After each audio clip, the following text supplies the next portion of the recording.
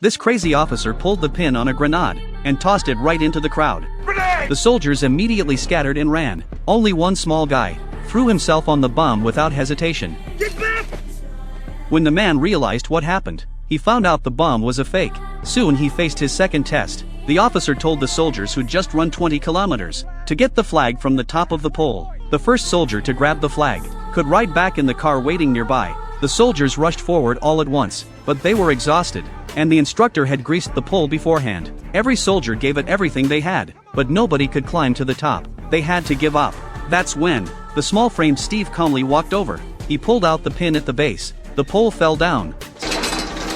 Steve easily grabbed the flag that nobody had gotten in 17 years. He handed the flag to the officer and got in the car. This convinced the officer even more that this skinny little guy was exactly who they were looking for. That night, a scientist named Erskine found Steve and told him about the unit's secret plan. Not long ago, Nazi leaders had formed a mysterious organization called Hydra. They were obsessed with supernatural powers and Germanic mythology. To develop more powerful weapons to rule the world, they found the cosmic cube from ancient legends. Red Skull used the cube's incredible power, not only to create high-tech weapons, but also wanted to use human experiments to create powerful super soldiers. To counter Hydra's growing threat, the military secretly launched the Super Soldier program, and Steve Rogers was the one they picked from all the soldiers to become their weapon against the Nazis. Carter then took Steve to an antique shop.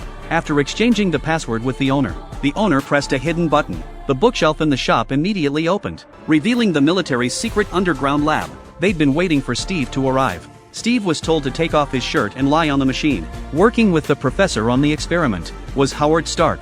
He was a total science geek. The machine for Steve's experiment was the first super soldier prototype built by Stark Industries. The scientists loaded a super serum that stimulates cell growth into the machine. Then Erskine gave the order. 6 vials of serum were injected into Steve at once. Next came the most critical step. Steve needed to be exposed to Vita rays in the chamber to make sure his body fully absorbed the super serum. The experiment began. Howard gradually cranked the Vita rays to maximum. As a blinding light appeared, Steve groaned in pain inside the chamber. Demon! Shut it down! Demon! Carter immediately ordered the doctor to shut it down, but Steve shouted out, Don't! I can do this! "Keep it running."